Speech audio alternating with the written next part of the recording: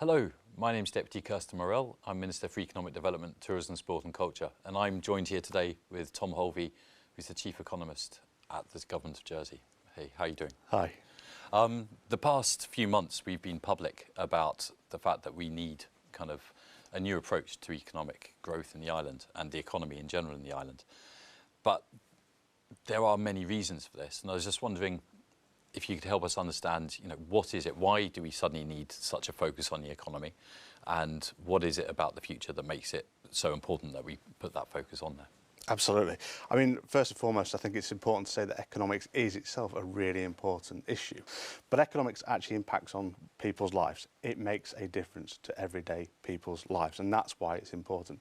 When people think about economics or the economy, they might just think about the stock markets or other markets. Money comes into an awful lot.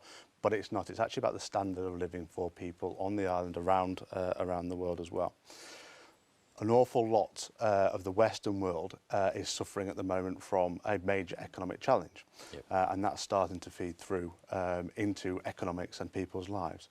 And that main economic challenge is actually the changing demographic that we're seeing across Western Europe. And that's the biggest challenge that the island's economy faces in the next 10, 15 and 20 years, and why we're talking about it so much at the moment. This big demographic challenge, that I understand, is because we're going to have greater healthcare needs later on, because we'll have an older population with fewer workers supporting them down below. But at the same time, Jersey has a really strong economy. You yourself have said that you'd rather be here in Jersey than anywhere else in the world from an economic perspective. So if we have such a strong economy, why is it that you and I are focusing so strongly on building extra growth in the economy? Because we want to keep it that way, and I think that's what you've said throughout the last year. And I, being here just over a year, I've seen what a fantastic island it is. Really love living here, love working here, and actually we want to keep it as special as we possibly can do. And that means actually we need to tackle these problems head on. We are starting in a better place than most other Western economies. We don't have government debt the way most Western economies have. We have lots of opportunity on the island, but we actually have to take advantage of those opportunities, and we have to build from the strong position that we're in at the moment. How has the economy looked in that period of time from 2007 till now? So, I mean, I obviously wasn't here and haven't been here through that period, so people will have their own feelings. But just looking at the actual economic data, yes, since 2008, the island has not really performed very well economically. And that starts to feed through. That starts to feed through to people's lives. There are a number of different issues that we're dealing with at the moment and need to continue to deal with, like housing is a major issue. That cost of living, which is hitting the whole of the Western world, is acute here as it is in most places as well. But it's that not necessarily taking control of the economy for that period that sometimes allows you to drift into bigger problems than you might otherwise do. It's not to say you always get it right, but actually understanding the issue, the scale of the issue, and what some of the solutions are is really, really important. And that's the phase we're in at the moment. I think we now understand the issue very, very well. It's a bit of a so what? What are we going to do about it now? And that's where your economic vision, the government's economic vision, and the Future Economy programme come into it.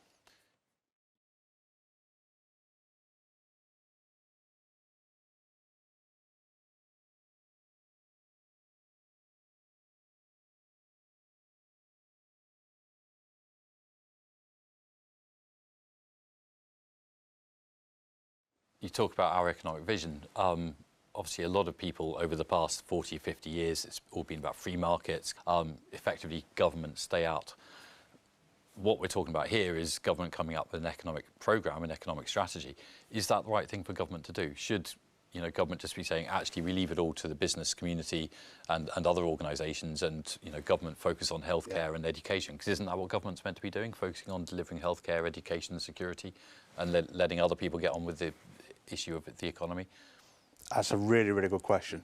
And there are multiple answers to it. So yes, absolutely, that is what government should be doing, is providing those necessary public services where market failure might be occurring. That economic term where you're not going to get the private sector providing those services in the same way as you would the public goods. But actually, it's not necessarily intervening in the government, but it's taking an active role in understanding where the economy is, where we want it to be, and where we don't want it to be as well. there's lots of debate and there's lots of academia around what's the right approach to actually dealing with economics as a government. But I think one of the things that there is a consensus about is that economic development or economic development programs are good for an economy. If you look at the most successful economies over the last 50 years and longer, if you look at the ones that are growing the most, they have active economic development programs. The United States of America is very big on economic development. If you go back to the UK context in the 2000s, a lot of emphasis was placed on economic development. There were regional development agencies. I don't think it's a coincidence that the UK economy grew quite successfully during that period as well. Now, these are complex matters. It's not always necessarily one thing, but actually active involvement in trying to grow a government, trying to grow an economy by a government is usually a good thing. Yeah, but it's very easy when you talk about these figures and throw these figures out to get a bit quite confused between what is economic growth, what is productivity growth. Are you able to help us understand, you know, sometimes we talk about economic growth, sometimes I talk about productivity growth. You know, what is the difference? What are these? Absolutely, and most people do. So I think of economic growth as that's your actual size of your economy as a whole. And the growth bit of it, the actual growing, is how much you are getting bigger each year. It's measured by GDP, gross domestic product, or in our circumstances, actually, we tend to use gross value added, GVA. Technical differences, you can think of them in the same way. Productivity is actually about working smarter. So productivity is about getting more output for the same input that you put in effectively. So what that is saying is not actually working longer hours. And most people often think productivity is a bad thing. It's about working harder. It absolutely isn't. It's exactly the opposite of that. It's about working smarter. It's about actually you working for the same amount of hours during the week, but actually being able to produce more, no matter what that is. And that can be across the public sector, which is really, really important, but largely it's within that private sector. Productivity is also completely linked to living standards. Okay. The higher you have, higher productivity you have, the greater living standards you nearly always have as well. If you just think about normal circumstances through life, the Industrial Revolution, the 50s and 60s white goods revolution in households, people were becoming more productive. That was allowing people to have better lives, whether that's actually having more products that make their lives better, or just having more time that those products have released. With that productivity, the governments in the future can also make better options, have better options to make better decisions, and that means actually that in 10, 15, 20 years, when some of these issues are starting to hit, the government will have options to actually take, rather than actually we've just all got to have worse living standards, and that's not where we want to be. Absolutely. And can you talk through some of those options, perhaps? You mentioned population growth. I think you had a 150,000 migration figure. And what did that figure mean when we came out with that 150,000 figure? We were looking at the scale of the problem. And as you said earlier on, there are a number of issues with that changing demographic. And what that means is there are fewer people in work to actually create the revenues and do the jobs. It's not just about government revenues. It's about actually doing the jobs that are needed within our economy. There are fewer people to do that. At the same time, the real problem of the demographic change is that actually government will need to spend more money on frontline services, whether that be pensions, social care or healthcare. Obviously, as we are becoming richer as well, we are spending more on healthcare. Healthcare is getting better for the same levels of treatments, for better outputs. That's absolutely fantastic. But as it becomes more expensive, the government bill goes up as well.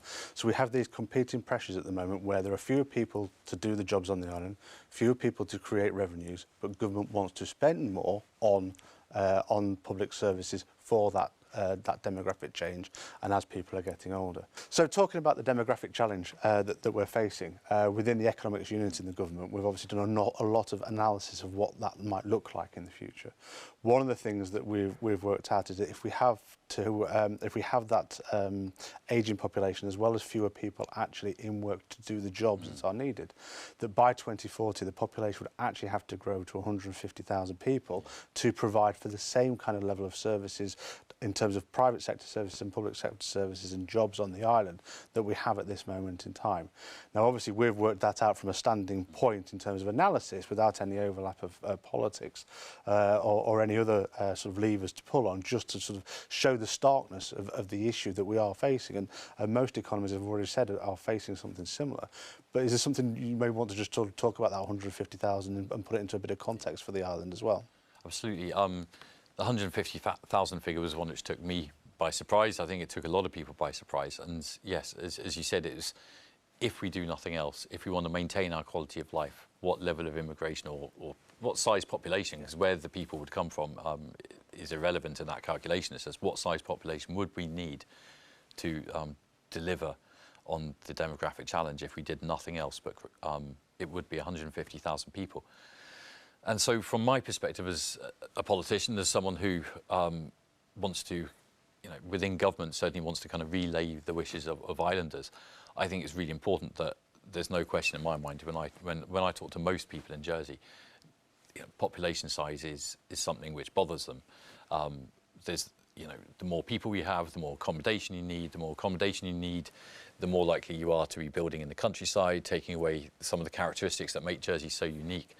And so the idea that we would have a population of 150,000 isn't one that I'm willing to count on, that says someone who's trying to represent the views of the people of the island. And so it becomes really important, right, if we want to not hit 150,000 people, what do we have to do? And that's when you need to look at other options. And so productivity growth is, absolutely top of that list. But if we grow kind of productivity in the island, so people are able to work smarter, people are able to deliver more value, but without having to do any more work for that, then we absolutely won't need to grow the population as far. It's effectively, for every kind of 1% productivity growth that we get, the size of population that we will need to deliver the healthcare of the future reduces. So in that sense, you've got more than one lever to pull on. Another thing is obviously quite simply using technology to reduce the cost of healthcare delivery in the first place. If healthcare can cost less than we're projecting it will do in the future, then that in itself helps us deliver the economy we need without having to grow the population. And that's certainly something that when I was speaking to the Chamber of Commerce, that was the big thing I wanted to get across. Two things, we've got a massive demographic challenge coming up, and we need, therefore, economic growth to meet the healthcare needs. But also, if we are to meet that challenge, I think we also have to look at the other end of the age spectrum and say, actually, we've got some amazingly talented young people in Jersey. We've got, a fantastic island in which they can live, but we know we're losing lots of young people every year because I believe they don't see it as affordable, because there are a lack of career choices and things like this. So for me, as well as meeting that demographic challenge of the healthcare needs, growing the economy to meet those healthcare needs, I also really, really want to put in place an economy which offers opportunity to young islanders so they can see their future in this island. Hopefully that will be possible. But absolutely. And I know that you have really, really strong views about what you want the economy to look like in terms of the importance of the Jersey's younger population and them having the option and choice to stay here if they want to. Do you want to talk a bit more about what your sort of future vision is for the economy? I mean, absolutely. I want an island where young people can see their lives being lived here, and that doesn't mean not going abroad, not studying abroad or not spending some time to experience the world. It's really, really important that people do that. I did that. I know you've done that. Absolutely. And, you learn a lot by going elsewhere. But what I really want is an economy and an island which, when young people get to that age where perhaps they're thinking of settling down, having families, that they look to Jersey and think, actually, I can see my life being lived there, because we know Jersey's a really safe place for young people. Absolutely. I've got kids over here. It's a brilliant place to bring up children. But if they don't feel that they can afford somewhere to live in Jersey, if they don't feel that they're going to get the career that will make them feel fulfilled as individuals in Jersey, then it will be really difficult to keep people here. So for me, the economic vision is very much about providing the resources so that we can take the right choices in the future to meet our healthcare needs. But equally, in order to be at that position, I really strongly feel that we want an island which is vibrant and exciting, so young people can see themselves living their lives here. Do you want to talk about some of those bigger ideas that we've got as well? Absolutely. I think this is where it gets really exciting. This is where it also opens up Jersey's economy to that diversity of career options that I talk about. And I think the big one that we've talked about recently is kind of a move into wind power, renewable energy. That's, as you say, that's very much a cross-government piece of work. We've got the Environment Minister, we've got myself as Economic Development Minister. You also need Treasury Minister involved, Chief Minister involved. So it's definitely across the board a piece of government work. And just looking at the pure economics of that, it's really, really exciting. Yeah. Obviously, you've got lots of other reasons why you might want to do it, like energy security and resilience for the island, as you've already mentioned. But just the economics are really, really exciting, having looked at those. And there is a real opportunity there to actually be a game changer for the island. And we are using that term in the absolute way it's meant to be, because it really is that exciting for the island if we can sort of deliver on that over the next 10 years. And these aren't small projects, and that is why they are the big things that we're trying to do. But actually, if you are going to have game-changing ideas, they do need to be at scale, and they do need to have a little bit of risk that sits around them as well. That's right. Very confident, though, that actually we can deliver on these items. And other areas which are in some ways speculative, but I think speak to Jersey's strengths. Other sectors we could look at are things like health technology. You know, we have this ageing population, so I think it will help us deliver better healthcare if we're a place where businesses that are doing research and development in healthcare products could do that from Jersey. So I think there are areas where an economic benefit can also quite almost directly deliver a social benefit as well, which would be very good. And then there's technology in general. You know, we need to understand not just the implications of artificial intelligence for existing businesses, but is there a place where Jersey could host businesses that develop artificial intelligence in some way, shape or forms, or other technologies? With the tech sector, it's always important not to just jump on a bandwagon. You have to understand what fits the island and works well. But I still think we're in the early days, really, of developing Jersey's kind of digital technology sector. And it's something that I would like to see grow a bit quicker. But at the same time, I also want us to do it in a way which is sustainable, and which means that we are aware of the necessary protections around different technologies. And artificial intelligence is definitely an area where there are likely to be, protections needed.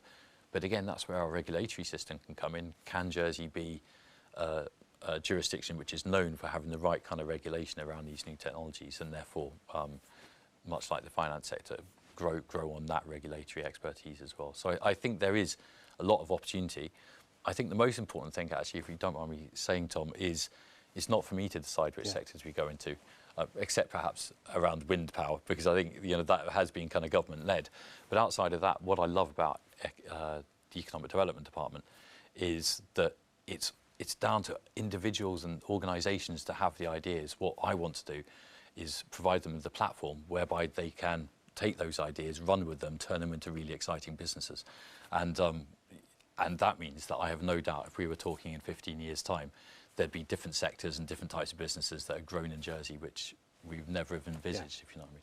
I think that's exactly right. And I think, again, sort of touching back on some of the things that we've talked about and some of the things that you are very keen that we do, that getting the right business environment, that enabling business. Yes. It's not about actually government delivering on much of this. It's about government understanding its role and how it enables the business environment and innovation and entrepreneurialism and the right skills. But actually, it isn't necessarily about government delivering on this. It's about government setting the right foundations environment for businesses. And I know that's something that you've been talking about a great deal of detail over the past few months. I'm sure will be the next few months as well. Definitely.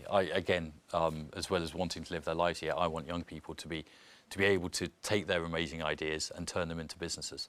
I want them to feel like Jersey's a place where all opportunity is available to them.